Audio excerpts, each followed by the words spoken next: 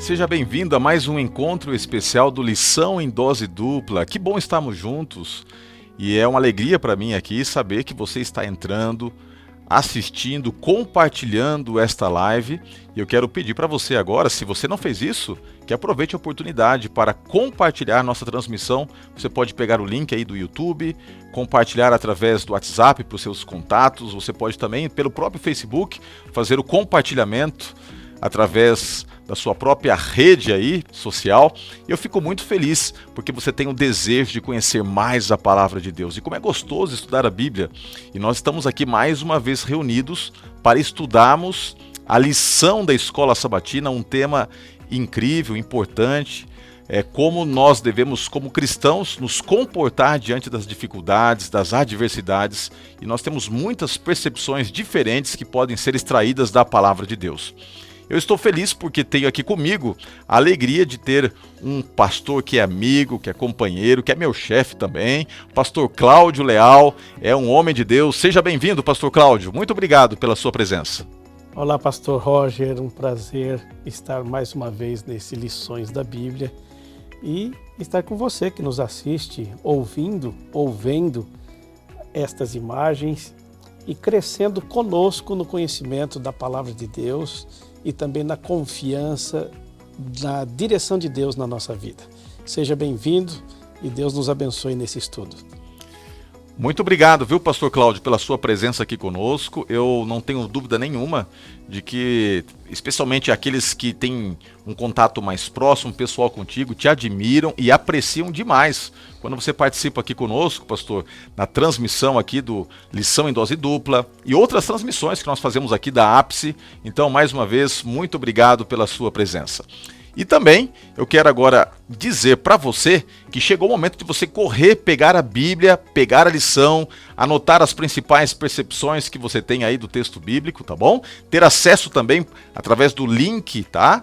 O link de descrição deste vídeo, tanto no YouTube quanto no Facebook, você pode ter lá o resumo de todas as principais ideias que nós vamos aqui apresentar.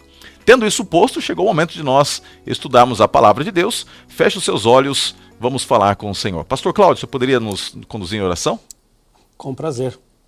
Bondoso Deus, ao abrirmos aqui agora a Tua palavra, queremos ser impressionados e ensinados pelo Espírito de Deus. Amém. Que esse mesmo Espírito que inspirou os profetas a escreverem seja o mesmo que nos ensine e que também abra nossa mente, em nome de Jesus. Amém. Amém. O tema desta lição, como um todo, é... Calma aí. O tema desta lição, como um todo, é o sofrimento, mas de maneira específica, essa semana nós estudaremos uma temática que tem por título Calor Extremo. Pastor Cláudio, o tema desta semana ele é desenvolvido a partir de um verso que se encontra no livro de Isaías, capítulo 53, verso 10. Você poderia ler para nós, pastor? Com certeza. Ao Senhor agradou esmagá-lo, fazendo-o sofrer. Quando ele der a sua alma como oferta pelo pecado, verá a sua posteridade e prolongará os seus dias, e a vontade do Senhor prosperará nas suas mãos. Muito obrigado. Pastor, nós já vamos daqui a pouquinho analisar de maneira assim mais próxima e intensa este verso, mas diante das muitas situações de dificuldades que nós temos na vida, algumas se sobressaem. Algumas, elas podem ser comparadas ao calor extremo de um cadinho que é colocado sobre altíssima temperatura. Nós usamos aí várias vezes a terminologia crisol, né? Crisol é um local em que o metal é colocado para ser purificado. E a temperatura vai aumentando, e chega um momento que ela está do padrão, né? Mas às vezes pode ser que a temperatura extrapole e atinja, com certeza, um tipo de patamar que às vezes pode até colocar tudo a perder o refinamento. No tocante a nossa experiência com Deus, a nossa experiência de vida, existem provações que elas são mais intensas, que elas são assim quase que intransponíveis, insuportáveis. Eu acredito, pastor Cláudio, que algumas dessas tribulações poderiam ser linkadas aqui agora, elencadas, né?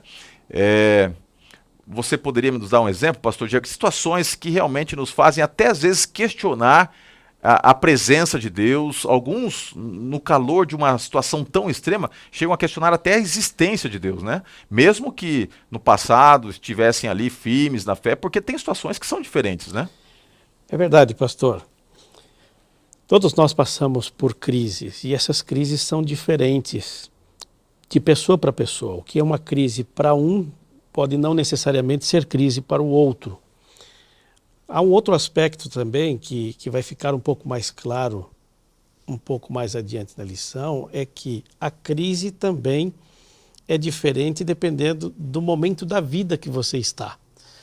Uma pessoa mais jovem tem mais resiliência para suportar uma crise do que alguém que já está na fase final da vida, na sua fase de cansaço da vida, não é? Mas enfermidades, crises familiares, problemas econômicos, até problemas políticos, como uma guerra, um país dividido pode afetar as pessoas, um divórcio, e dizem os especialistas que o divórcio está muito próximo ao sofrimento que a morte produz. Uma pessoa que perdeu um ente querido e alguém que está se divorciando, o sofrimento é quase de igual medida. A perda de um filho, que é uma coisa quase inconsolável. Então, existem muitas situações que podem ser encaradas como crise na vida de um ser humano. E elas podem dar a sensação de mais intensidade num momento da vida do que em outro, não é? Então, todo ser humano está sujeito a enfrentar essas crises. Há um autor americano que ele usa uma frase interessante. Ele diz assim: se uma provação não chegou ainda à tua casa, espere sentado, porque ela virá e ela chegará a cavalo. Ou seja, pode demorar um pouquinho, mas ela vai chegar. Todos enfrentarão crise em algum momento da vida. Então a questão não é se vamos passar por crise ou não, porque todos passaremos. A pergunta é como reagiremos diante desta crise, não é? E aí é que a lição se concentra, mostrando como diferentes personagens da Bíblia enfrentaram as crises sem perder a confiança na direção de Deus. E é exatamente por isso que a gente tem que ter essa vivência com Deus cada vez mais estreitada, porque algumas situações elas só podem ser superadas pela bagagem que você construiu com Deus no passado, porque eu não queria aqui fazer essa classificação, mas eu vou fazer. Nós temos às vezes que nos deparar com probleminhas, outras vezes são problemões, né? Você perder um emprego é uma coisa, você perder um filho é outra coisa. Uhum. Você, de repente, ser vítima de uma fofoca na empresa, de um problema de desavença familiar é uma coisa. Agora, você passar por uma situação de divórcio, como o pastor mencionou, é outra coisa. Então, não querendo aqui quantificar, qualificar, mas, de certa forma, é quase que impossível fugir dessa realidade, nós nos deparamos com situações mais extremas. E a Bíblia vai colocar agora alguns personagens bíblicos que se depararam com esse calor extremo, com essas situações extremas. E o primeiro personagem que é apresentado aqui pelo autor, e escolhido por ele, é Abraão. Abrão, né, que depois torna-se Abraão, ele passa por uma crise tremenda. É interessante que o livro de Gênesis, nós vimos isso no trimestre passado, ele tem um ponto central, né? Esse ponto central, as bordas, as extremidades, tem a ver com a história de Abraão. A história de Abraão, ela ocupa uma temática central no livro, talvez porque ela ilustre o plano da salvação, de maneira muito vívida. E ela começa lá em Gênesis 12, com Deus se manifestando para Abraão e falando que ele deveria ir. A expressão que nós encontramos ali em Gênesis 12 é Lech Lechá. Sai da tua terra e vá para o local que eu te mostrarei.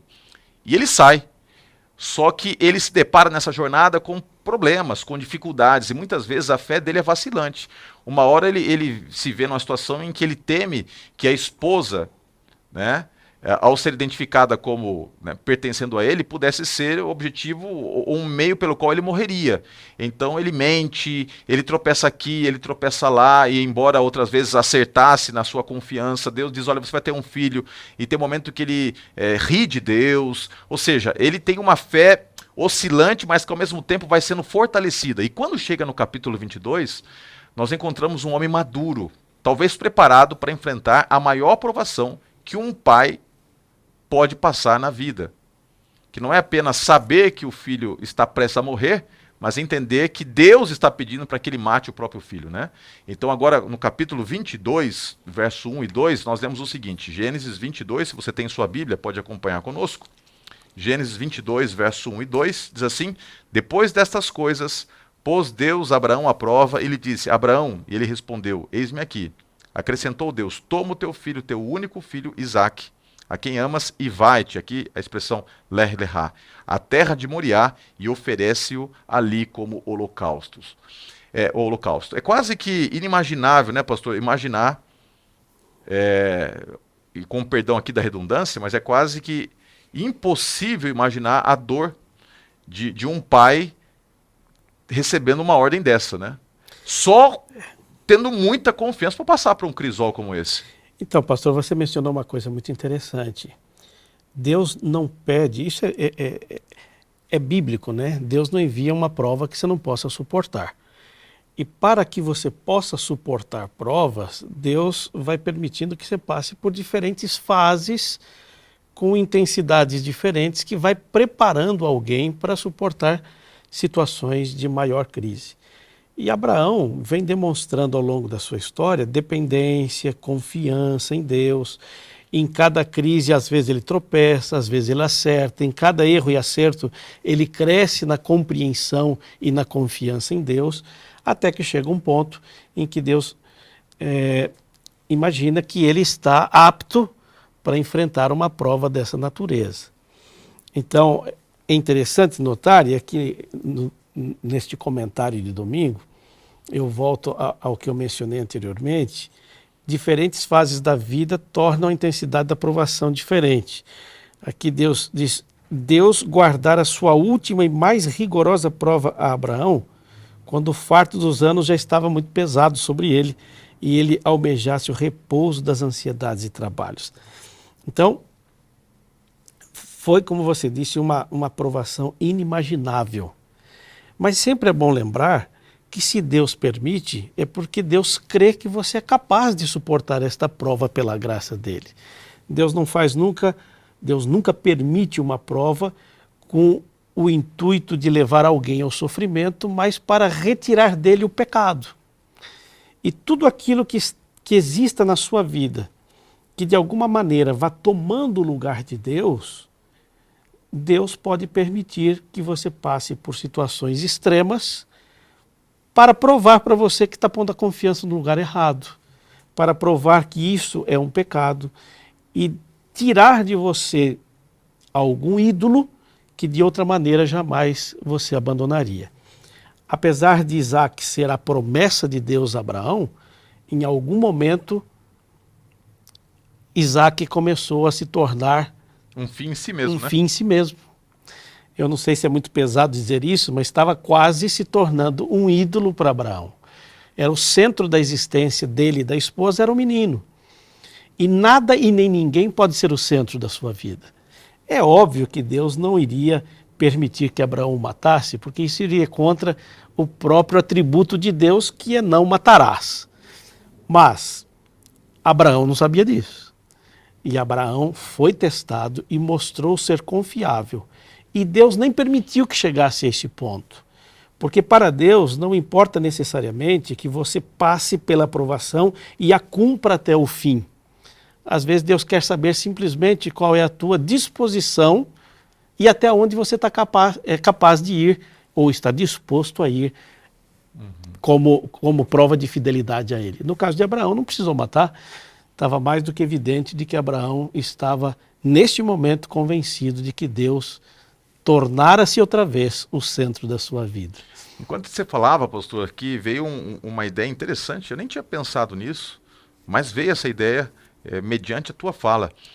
talvez a preocupação divina não é tanto o teu desempenho diante da provação, mas a tua disposição em enfrentá-la. Eu gostei dessa percepção. E uma outra coisa que me faz aqui ficar pensando nessa história de Abraão é o fato de que, no momento de calor extremo, de tribulação, Deus manifesta a graça. Deus não permitiu que ele se deparasse com a morte do filho, tampouco que tivesse matá-lo. Deus providenciou o livramento. Diferente do que esse ato tipológico apontaria no futuro, né? Aquilo que Deus poupou a Abraão, ele não se poupou, né? O fato de perder o próprio filho. Porque quando Abraão está ali no Moriá para sacrificar Isaac, aquilo era apenas uma ilustração do que Deus faria em prol da humanidade. Deus interferiu, Deus impediu que Abraão, né, entregasse o seu filho. Mas Deus, para nos salvar, ele se entregou. E aí vem o outro aspecto. Deus, ele nos coloca muitas vezes em situações de máxima exposição ao sofrimento, mas ele não pede aquilo que ele não possa enfrentar. Ele não pede de nós aquilo que ele mesmo já não tenha feito no passado. Então, ele não levou Abraão para o Moriá apenas como uma situação para se divertir diante do sofrimento alheio. Deus estava ali mostrando para toda a humanidade que ele passaria pelo maior sofrimento de todos, para que nós pudéssemos ter a vida eterna. Impressionante analisar essa história nessa perspectiva. E é interessante essa realidade, pastor, porque se todos passam por provas, e se é Deus que permite a prova para todo ser humano com a finalidade de resgatar do pecado, por que alguns respondem positivamente e outros não? Enquanto a mesma prova para alguns o leva à dependência de Deus, submissão e confiança, para outros leva à revolta, à blasfêmia, ao abandono dos caminhos de Deus. Se nós somos conscientes de que Deus não envia a prova, mas Ele permite que ela sobrevenha para o nosso bem, então seria mais sábio, em vez de lutar contra a prova, seria buscar entender o que Deus quer nos ensinar por meio de tal prova, né? Eu tive em casa uma vez um mascotinho, um cachorrinho, um cocker, e eles são muito travessos, esses cãezinhos. E ele começou a matar as galinhas que tínhamos no quintal. E todas as vezes que chegávamos de algum lugar, encontrávamos 2, 3 mortas e ele feliz, como se quisesse nos mostrar um grande feito. Então eu decidi dar uma lição nesse cachorrinho. Eu peguei uma galinha morta e bati nele bastante com a galinha morta para ele entender que a galinha era a causa do seu castigo. O fato é que o cachorro pegou medo de mim e não da galinha. E todas as vezes que ele me via, ele fugia. Resultado, ele continuou matando galinha, mas fugiu de mim e não tinha mais relacionamento comigo. Às vezes, olhando para o ser humano, me parece que alguns agem como esse pequeno animal. Não buscam compreender o que está por trás da prova, simplesmente se colocam contra aquele que quer lhes ensinar a viver de maneira diferente. Então, você que está nos acompanhando e nos ouvindo, eu diria que mais importante do que questionar os porquês, quanto tempo, quem enviou a prova, é você se aproximar de Deus em oração, buscar a palavra de Deus, fazer uma autoanálise e, com certeza, esta crise que poderia afastar você dele pode gerar ainda mais intimidade e confiança em Deus, permitindo passar de maneira muito confortável, não digo confortável, porque prova nunca é confortável, mas confiante de que Deus está com você, apesar de estar passando pelo vale da sombra e da morte. Pastor Cláudio, interessante, viu? Pastor Cláudio, interessante essa percepção que vem através de uma ilustração. Talvez seja por isso que Jesus usava tantas parábolas, né? Incrível, essa história que você contou, realmente ela mostra muita coisa, ela consegue iluminar muitos conceitos teológicos aí interessantes com relação à aprovação, né?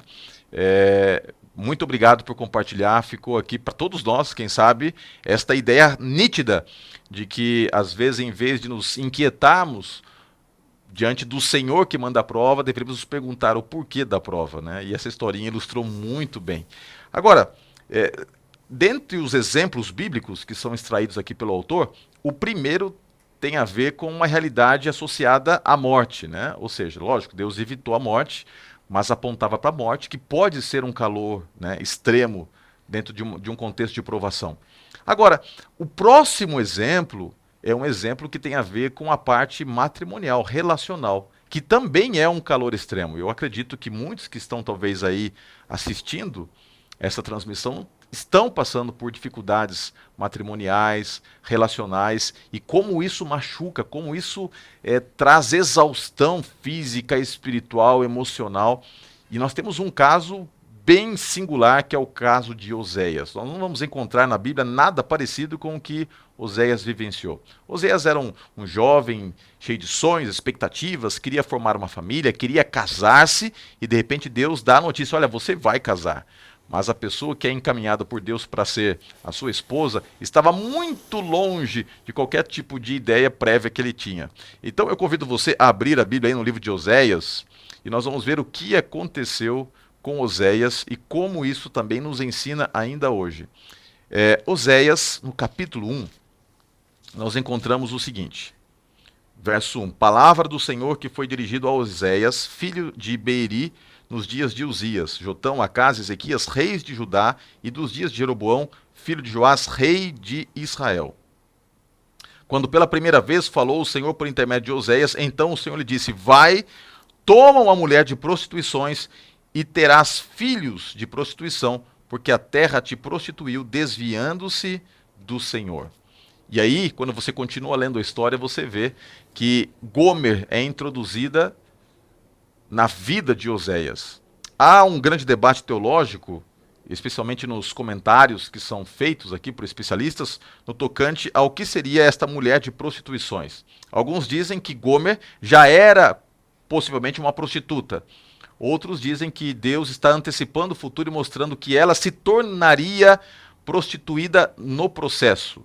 Mas, independente disso, o caráter daquela mulher não era um caráter que você talvez gostaria de ter no seu cônjuge. E, enfim, a Bíblia diz que ela trai e chega até um momento, que é para mim um dos momentos mais cruciais da história, em que ela não apenas vai para a casa do amante, mas ela fica presa na casa do amante. Oséias está destruído e Deus chega para Oséias e fala assim: Oséias, seca as suas lágrimas, vai buscar a tua esposa. E quando ele chega lá, ele tem que pagar. Já pensou, pastor Cláudio? Ele tem que pagar para o amante. Olha que situação de humilhação. Você chegar na casa do amante e dizer: olha, dá uma esposa. Não dou não. Se você quer, tem que pagar. Você saber que a tua esposa teve intimidade física com outro homem, você tem que pagar aquele homem para que ela possa, então, voltar para sua própria casa. E ela tem filhos de prostituição em todo esse contexto. E eu fico pensando que essa história que Oséias estava ali vivenciando ilustrava o relacionamento de Deus com o seu povo. Deus estava nada mais nada menos pedindo que Oséias vivesse de maneira literal algo que o Senhor vivenciava ao ser traído por Israel, adoração aos Balaíns, adoração a Baal e a tantos outros ídolos que estavam sendo introduzidos na estrutura religiosa da nação. E Deus diz assim: olha, Oséias, eu quero que as pessoas olhem para você e você ilustre para essas pessoas aquilo que eu vivo, aquilo que eu sinto quando me vejo traído, né, por toda essa nação que amei, que escolhi e que tenho planos para ela. Então, essa história de Oséias, pastor Cláudio, de alguma forma nos mostra que as relações que nós construímos dentro da estrutura familiar podem machucar, e eu acredito que Oséias deve ter sofrido demais. Isso porque nós podemos depois ler outras partes aqui, como o capítulo 2, do 1 até o 12, mostra várias etapas desse sofrimento, mas como Oséias deve ter sofrido? É uma série de sensações que ele deve ter vivido, não é? A Bíblia diz que ela fugiu de casa para com seus amantes, que ela teve filhos com esses amantes. Era um relacionamento vergonhoso e público, então havia vergonha, havia a questão do mau olhar das pessoas para com ele. E é importante ressaltar que a ênfase aqui não é nem em Oséias e nem em Gomer, como você bem mencionou, o personagem central da história é Deus sentindo-se traído por pessoas que prometeram ser fiéis a Ele e que constantemente voltam as costas a esta promessa e se envolvem com qualquer outra coisa que prometa algum prazer, esquecendo-se do Senhor. E é fácil para nós dizer que isso foi Gomer, isso foi para Israel, mas a gente tem que ser honesto para trazer essa história para os nossos dias. Cada vez que me converti e prometi fidelidade ao Senhor, cometo um pecado consciente, voluntário, que me distancio dos princípios que eu prometi diante de Deus ser fiel, eu sou Gomer e Deus é Oséias tentando me resgatar. No capítulo 2, dos versículos 1 a 12, que o pastor Roger mencionou, a Bíblia mostra aqui alguns métodos que Deus usaria para atrair Israel de volta a si, usando como referência Gomer, não é? Então ele diz, eu a repreenderei, eu cercarei o seu caminho com espinhos e levantarei um muro contra ela, para que ela não ache o caminho das suas veredas. Que veredas? O caminho que ela ia buscar o mal, a prostituição, o pecado. Eu reterei a seu tempo o seu trigo, o vinho, a lã, o linho, com a qual ela cobre a sua nudez. Descobrirei as suas vergonhas aos olhos dos seus amantes. Então aqui alguns métodos de Deus. Repreensão, colocar obstáculos no caminho para que você não continue avançando no caminho do pecado. Às vezes reter bênçãos materiais, comida, roupa, para chamar a sua atenção. E finalmente, se nada disso funcionar, o versículo 10 diz, eu descobrirei as suas vergonhas aos olhos dos seus amantes. Ou seja, chegará um momento em que Deus pode permitir que você passe uma vergonha pública, que os seus erros venham à exposição pública. E qual é o objetivo disso? Te envergonhar? Te humilhar? A Bíblia está dizendo claramente, não. É simplesmente para que o pecador se afaste das suas prostituições, que não volte a caminhar por este caminho e retorne para o Senhor que o ama o suficiente para aceitá-lo de volta depois de todos esses erros cometidos. Impressionante isso, pastor, impressionante. Como Deus, quando Ele está corrigindo e talvez aumentando o calor da provação, tudo que Ele quer em última instância é a salvação. E quando a gente para pensar na história de Gomer, na história de Oséias, talvez a grande questão aqui é uma interpretação, um entendimento muito correto que o povo de Israel tinha do próprio Deus. Então, quando nós nos deparamos com o fato de que o nosso Deus é um Deus poderoso, onisciente, onipresente, onipotente, mas nós não podemos vê-lo, eu não vejo Deus, você não vê Deus. Certo? Nós vivemos pela fé. Israel também dependia da fé para caminhar com Deus. Aí entra o elemento-chave. Deus está agora materializando, através do profeta, a relação que Ele quer construir com o seu povo. E é uma relação que não mede esforços para buscar aqueles que estão se rebelando. Agora, Oséias está sofrendo, ele não está entendendo porque ele está sofrendo, mas ele está ilustrando aquilo que Deus enfrenta muitas vezes comigo e com você. E duas coisas que a lição aqui coloca. Primeiro, era de se imaginar que diante de todo aquele contexto em que a nação sofria e o próprio Deus sofria, a nação sofria devido aos seus pecados. E Deus sofria por amar essa nação rebelde. Então poderia-se ter a ideia, primeiro, de que Deus não estava trabalhando. Isso cai por terra. Porque mesmo quando você está sofrendo, mesmo quando Deus está sofrendo, seja o sofrimento dele, seja o sofrimento nosso, em nenhum momento ele deixa de parar, ou melhor, em nenhum momento ele para, né, de trabalhar em prol da nossa salvação. E segundo, o ponto aqui importante que a lição coloca é o fato de que eles corriam o risco de interpretar mal a maneira como Deus trabalhava. E quando você olha para Oséias, uma única coisa vem à sua mente. Que Deus maravilhoso que está sempre trabalhando do jeito certo. Eu tenho um ditado que eu não gosto muito, que diz que Deus escreve certo através de linhas tortas. Na verdade, Deus escreve sempre certo, Nós é que podemos interpretar as linhas de maneira equivocada, mas ele sempre está escrevendo certo, com linhas certas. Então, a maneira como Deus está trabalhando sempre é a correta. E ele vai alcançar o final do objetivo, né? Lá no finalzinho do livro a gente pode encontrar isso, no último capítulo do livro de Oséias, capítulo 14, verso 4, nós lemos o seguinte: curarei a sua infidelidade, eu de mim mesmo os amarei, porque a minha ira se apartou deles. Ou seja, o objetivo final de Deus era curar a infidelidade de Gomer, era curar a infidelidade de Israel, era curar, ainda curar a minha infidelidade e a sua infidelidade. Portanto, se em algum momento na sua vida você passar por um calor extremo, e pode ser que, coincidentemente, esse calor extremo seja o próprio contexto do seu casamento, da sua família, entenda, como o pastor falou, que talvez Deus esteja querendo curar algo dentro de nós. Né?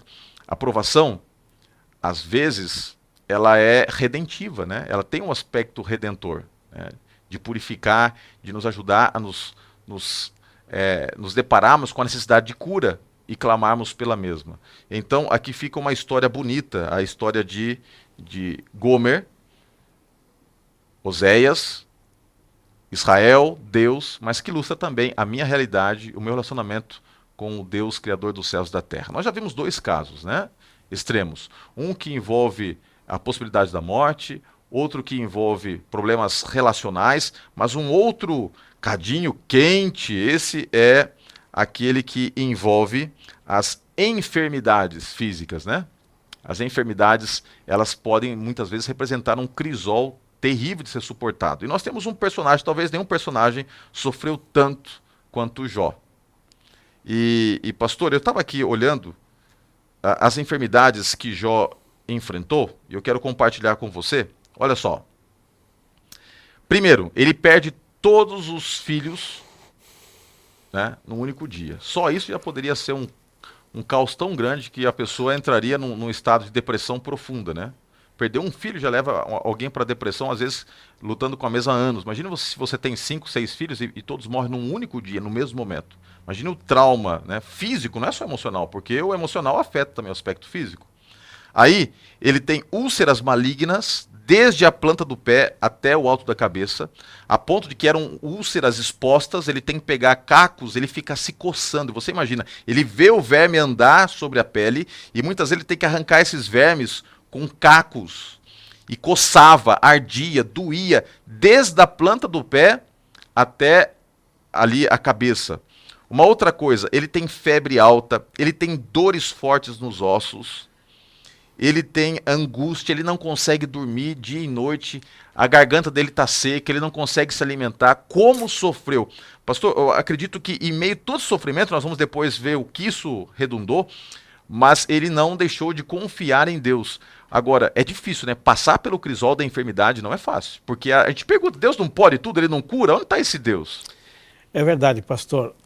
O sofrimento, ele nunca vem sozinho, ele vem acompanhado de efeitos colaterais.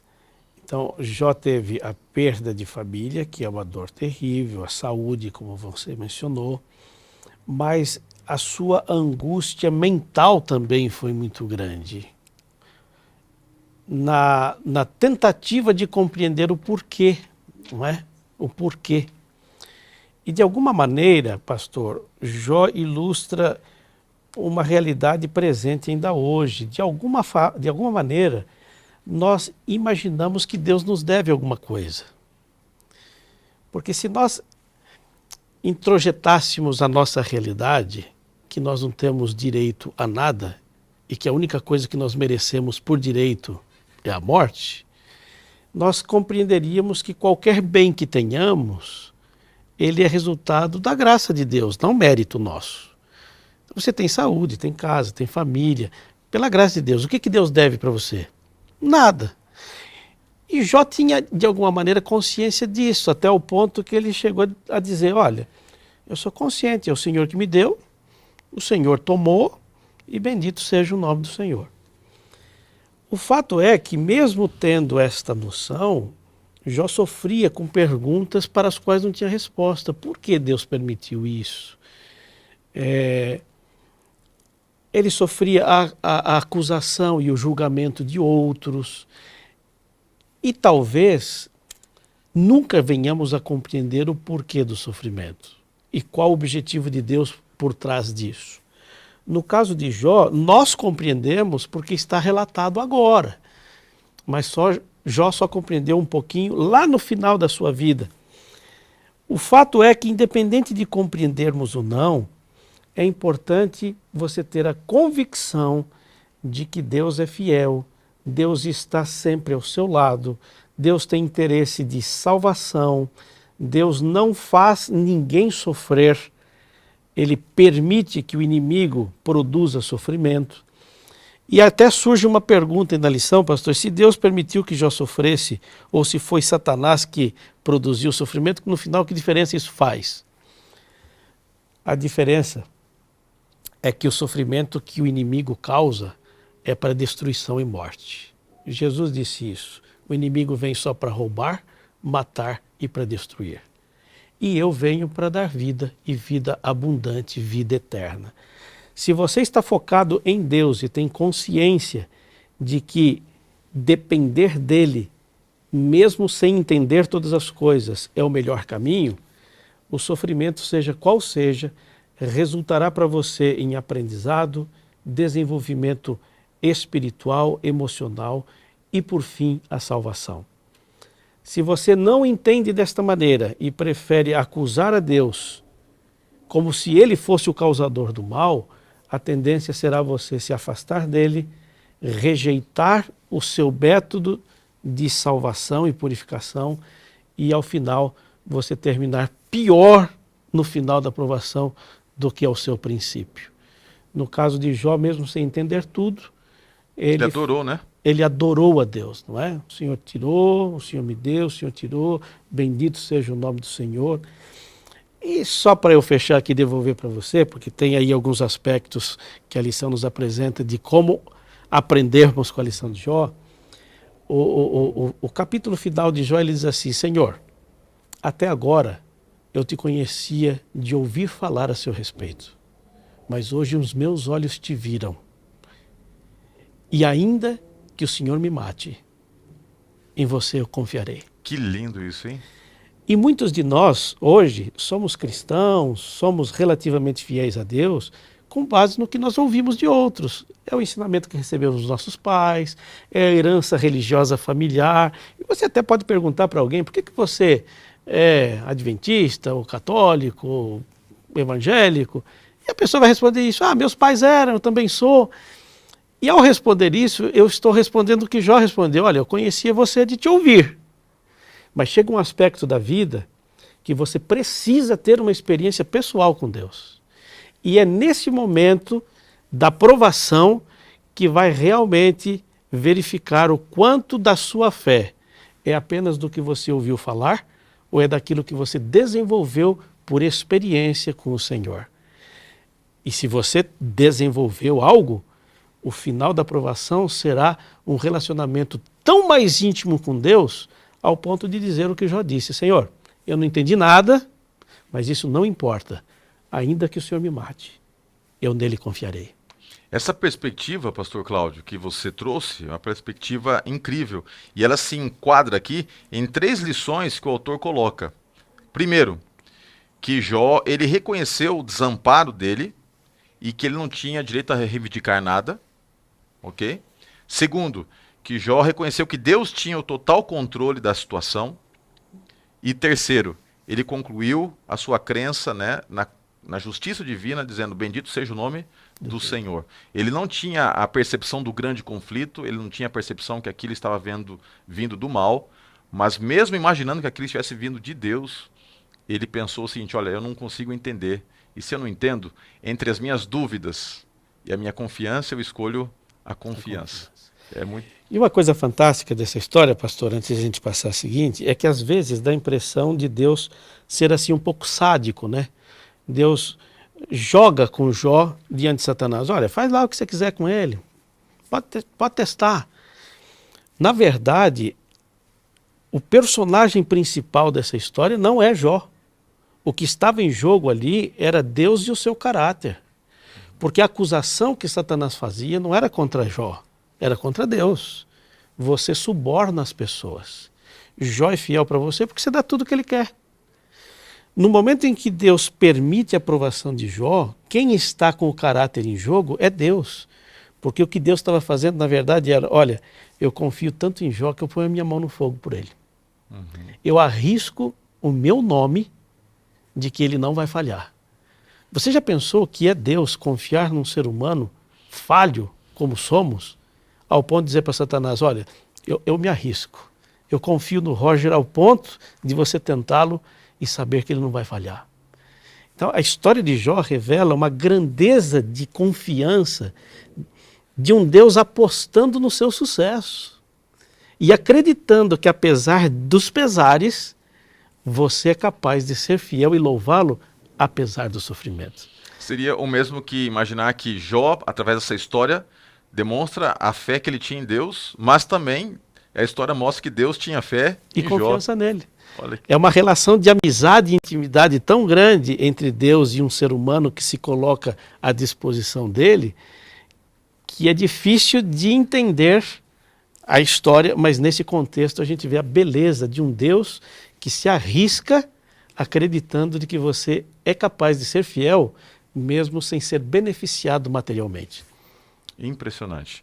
Queridos, quantas lições, na verdade, olha só, nós estamos estudando apenas algumas biografias. Eu fico pensando como seria se nós tivéssemos a oportunidade de estudar aqui dezenas de biografias e tirando percepções diferentes de como pessoas que passaram por um mundo de dificuldade, de lutas, enfrentando sofrimento e venceram, como poderiam nos inspirar. Por isso que eu penso assim, que talvez não haja melhor maneira de você deparar-se com o sofrimento e superá-lo do que você separar tempo para ir para a Bíblia. Porque quando a gente vai para a Bíblia, Deus fala conosco, nós somos curados, nós encontramos nem sempre as respostas, mas a força necessária para passar por aquilo que nós estamos vivendo no presente.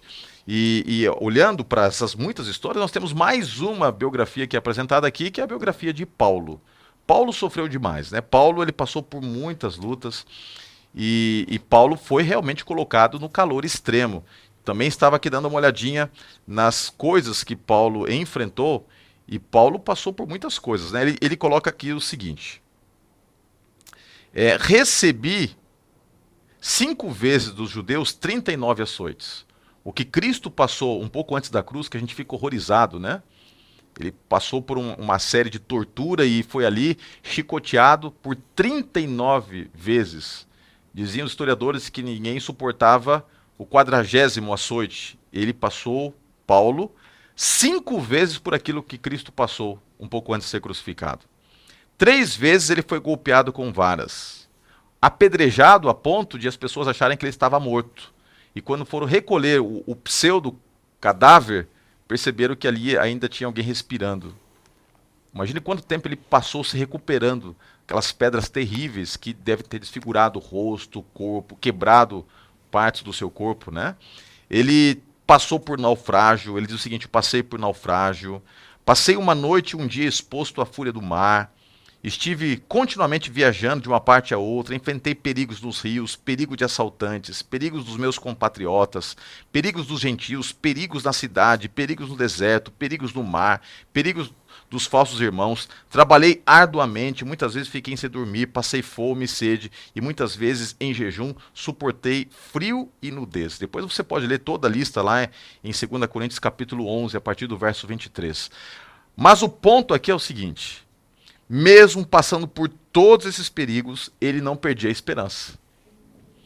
E a palavra esperança, embora assim, na minha percepção seja um pouco meio desgastada no meio adventista, né? Porque tudo a gente fala esperança, esperança, esperança, mas se você para analisar, é uma palavra muito profunda, porque ela demanda confiança enquanto você espera. Esperar não é fácil. Nós somos muito afoitos, né? Então ninguém gosta de ficar lá no banco, na fila, esperando. Ninguém gosta de ficar, às vezes, esperando a internet carregar. A gente quer tudo para ontem. Agora, mesmo sendo às vezes afoitos e tudo mais, essa palavra nos coloca num contexto que muitas vezes, para que as coisas aconteçam, nós precisamos esperar, sem sair da fila. Ou seja, esperar entendendo que Deus vai se movimentar e na hora certa, do jeito certo, ele vai agir. E Paulo é um exemplo disso. É interessante perceber que essas histórias e o relato dos sofrimentos nunca é para gerar em nós pena desses personagens bíblicos. Ao contrário, é para nos motivar a reagirmos positivamente como eles reagiram. Porque, pastor, Deus sabe de uma coisa quanto à nossa natureza. A gente só aprende as coisas fazendo.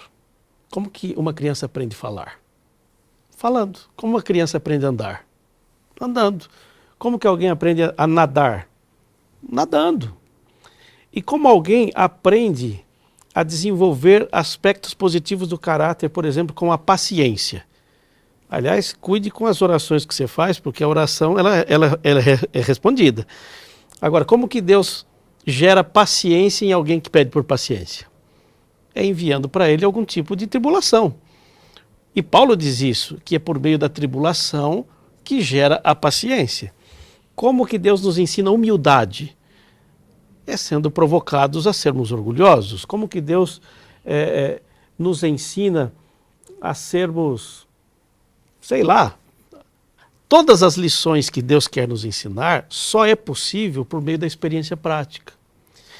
E então Deus cria ou permite que situações se criem ao nosso redor para provocar a sua natureza e gerar em você uma reação contrária à provocação que você está recebendo. Então, Deus quer que nós sejamos mansos. Como que eu vou aprender a ser manso? É toda vez que você me provocar, em vez de eu revidar, eu controlar o meu impulso pela graça de Deus. Eu vou me tornando manso. Como eu vou me tornar paciente? É convivendo com gente chata. Você aporrinha a minha vida e eu não perco a paciência com você, porque eu me controlo e vou pedindo Deus força para isso. E no caso de Paulo, não foi diferente. Paulo era uma pessoa impetuosa, Paulo era uma pessoa de caráter forte, Paulo tinha argumentos muito bons, tanto que aquele primeiro momento antes de conhecer a Cristo, todas essas características eram usadas para o mal. Ele era impulsivo, ele era colérico, ele era rápido, ele era enérgico, e Deus procura transformar esses impulsos usados para o mal para ser um homem de bem. Eu gosto do que Paulo diz em Filipenses capítulo 4, porque ele diz assim, olha, eu aprendi a contentar-me com o que eu tenho. O que significa eu aprendi? É que ele foi ensinado. E como que Deus ensinou? Através dos sofrimentos. Das tribulações. Agora, Paulo foi humilde para passar pela tribulação e dizer, não, eu preciso aprender algo. E eu aprendi a contentar-me com o que tenho. Sei estar abatido, sei estar em abundância. Em toda maneira, em todas as coisas, eu já estou instruído, tanto a ter fartura como a ter fome, ter abundância como a padecer necessidade. Mas qual foi a lição real que Paulo aprendeu? Ele relata no versículo 13. O que eu aprendi é que eu posso todas as coisas em Cristo que me fortalece. Isso é maravilhoso, pastor. Que coisa incrível. Ou seja, essa frase dele reflete a esperança que ele tinha, né? Claro. E talvez essa esperança ela possa ser assim mais visualizada, né? Se nós formos agora usar um exercício de imaginação, quando ele está lá preso para morrer, que talvez seria, obviamente, que foi a provação derradeira, ele não escreve para Timóteo chorando as pitangas, né? Lógico, ele lamentou, estou aqui sozinho, todos me abandonaram, mas o foco dele não está no contexto que ele está vivenciando ali, mas sim em exaltar o que ele conseguiu construir com Deus. Combati o bom combate, completei a carreira, guardei a fé, e desde agora a coroa da justiça me está aguardada, a qual o Senhor, reto juiz, me dará aquele dia, e não somente a mim, mas a todos aqueles que amarem ou amam a sua vinda. Olha que coisa linda. Por mais que ele estivesse sofrendo e sabendo que a última aprovação viria logo ali na esquina, ou seja, ele morreria decapitado, foi uma morte muito cruel, mas ele nem por um momento deixou de ter esperança de que um dia veria Jesus voltar com poder e grande glória.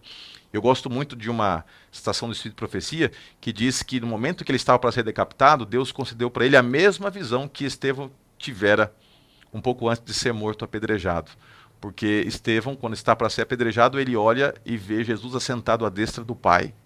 olhando para ele, sorrindo, quase que vibrando pelo ato de coragem que representava e dignificava o próprio nome do Senhor. E Paulo agora, aquele que participara indiretamente na morte de Estevão, estava podendo glorificar a Deus através do último grande e derradeiro sofrimento, mas sem perder a esperança, que aquela visão logo se consolidaria num encontro, e o encontro esse que vai ser lindo de ser presenciado, viu? Eu fico imaginando, dentre os muitos encontros, eu quero estar bem pertinho daquela cena, quando Jesus abraçar Paulo.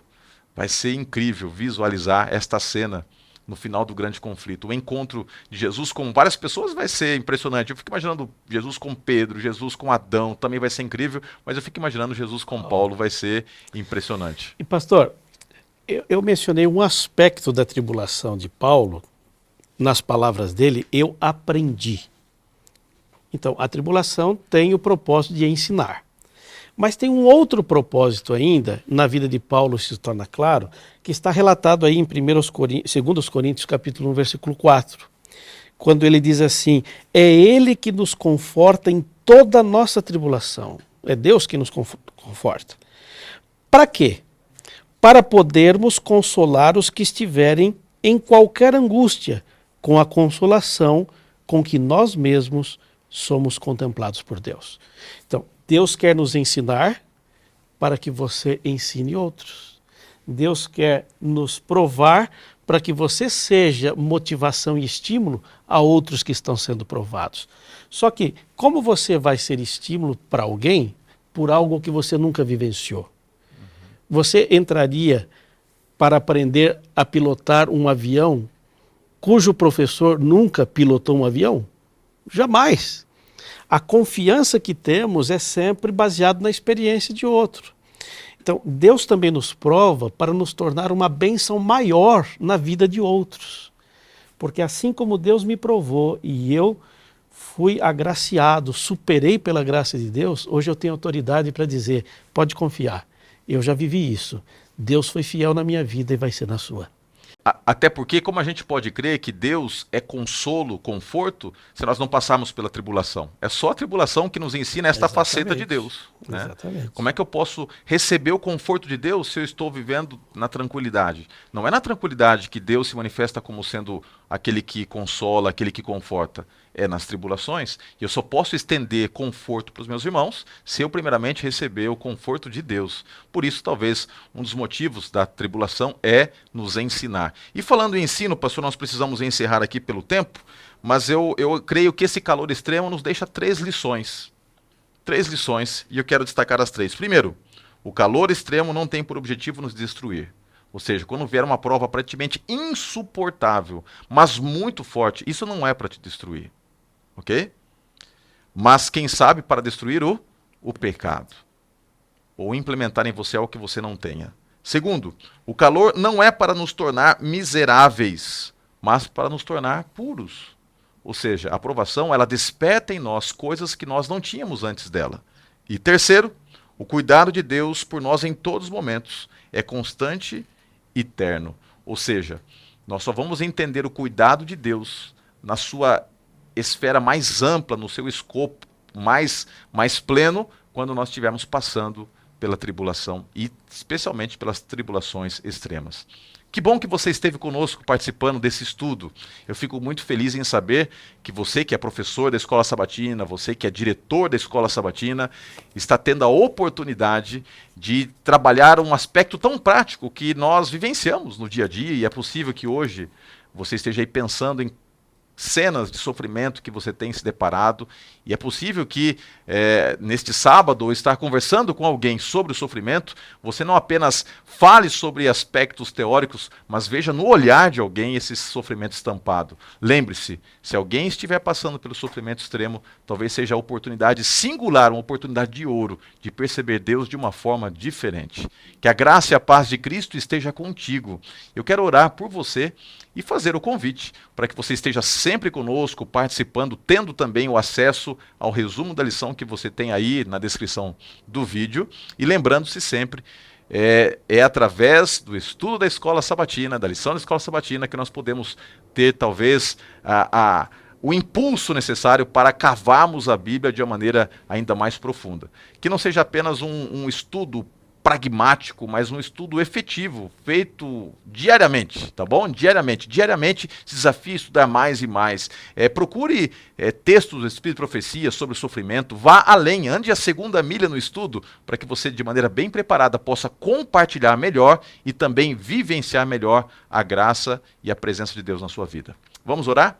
Senhor Deus, muito obrigado pelo estudo, muito obrigado porque através deste estudo nós tivemos a oportunidade de aprender um pouquinho mais sobre as situações práticas que nos cercam, e especialmente quando nos deparamos com sofrimento, e sofrimentos extremos muitas vezes, que possamos ter a percepção e a certeza de que lições podem ser extraídas, mas acima de tudo a tua presença pode ser sentida.